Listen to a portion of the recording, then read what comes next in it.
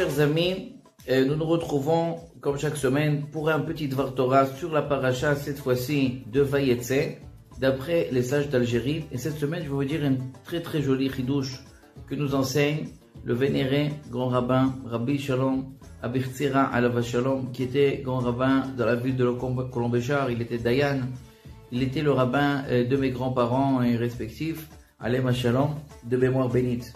Dans cette paracha, il y a un pasuk intéressant, un verset, dans le passage dans lequel Yaakov Avinu fuit la maison de Lavan avec ses femmes.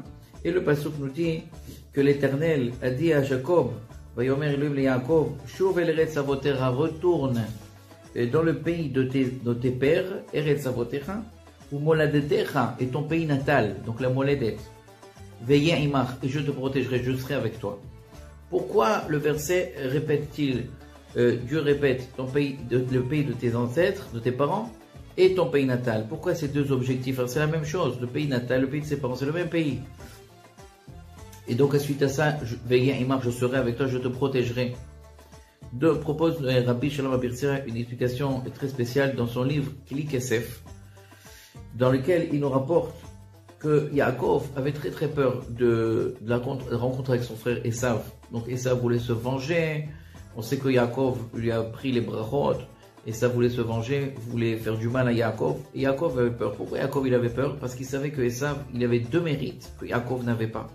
Le premier mérite, c'est que Esav était resté en Eretz Israël. Le fait d'habiter en Eretz Israël, c'était un très grand mérite. Tandis que Yaakov, qui est parti à Haran, chez Lavan, était sorti d'Israël. C'est très intéressant ce qu'il nous dit là le Rav, parce que bien que Esav était un rachat, un mécréant, le simple fait qu'il était en Eretz Israël, il avait déjà un grand mérite. Entre parenthèses, ça me rappelle une petite histoire avec Baba Saleh, puisque le rabbin Zini, en arrivant de France, en Israël, était parti voir Baba Saleh. Il lui a dit comment ça se fait qu'on voit ici en Israël des gens qui font pas Shabbat, ils transgressent Shabbat, ils mangent pas kasher dans les kibbutz, etc., les gens de gauche. Et nous, comment ils sont en Israël, ils font des péchés comme ça. On a du mal à comprendre ça en venir en Israël. Des gens qui sont en terre sainte et ils font des avérotes. Il lui a dit, Baba Saleh, tais-toi, tu n'as pas le droit de parler du mal d'eux. Le simple fait qu'ils habitent ici en Israël, ils ont un très grand mérite. Comme ça, il a dit au Rav Zini. Donc, la même chose, il nous dit ici le Rabbi Shalom Abichtzira, que Esav, il avait un mérite d'habiter en Israël.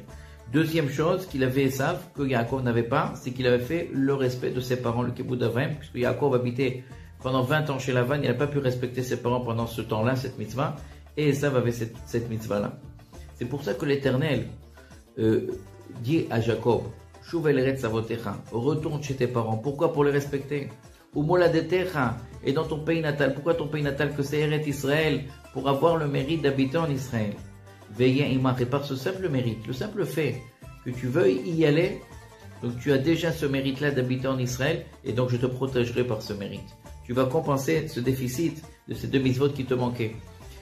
Et voilà, c'est tout, c'est le chidouche de Rabbi Shalom Abichtzira. On voit par ici un très grand chidouche, que si quelqu'un veut aller en Israël, veut faire sa liya, il commence à se préparer à y aller. Donc par ce simple fait, il a déjà la récompense que Kadosh Baruch Hu le protège dès maintenant, grâce à cette intention d'habiter en Israël, que Dieu protège tous les soldats d'Israël, Bezrat Hashem, et le mérite de nos grands rabbins, de Rabbi Shalom Abichtzira et tous les autres, vous protège à vous et à tous nos soldats. Amen.